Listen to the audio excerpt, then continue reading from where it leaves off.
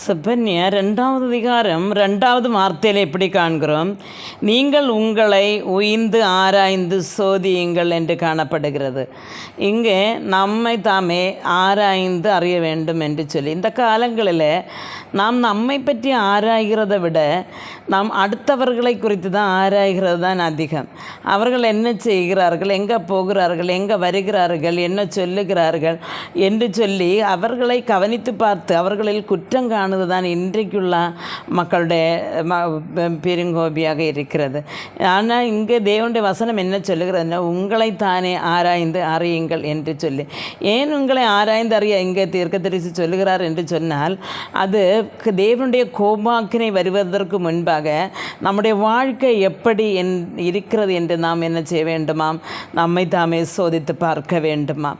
நம்மை தாமே சோதித்து பார்த்து நம்மளில் இருக்கிற சில குறைகளை நாம் இந்த நாட்களில் விட்டுவிட வேண்டும் என்று வேதம் சொல்லுகிறது. அப்போ தேவனுடைய சமூகத்தில் நாம் மனத்தாழ்மையாய் நீதி நேர்மை நடப்பித்தவர்களாய் இருந்தால் அவர் கர்த்தருடைய வசனம் சொல்லுகிறது, ஒருவேளை நாம் என்ன செய்வோம்? கர்த்தருடைய அந்த கோபாக்கின நாளில் மறைக்கப்படுவோம் என்று சொல்லுகிறது. அப்போ இந்த உலகத்தில் நமக்கு நீதி நியாயங்களை காண முடியாது.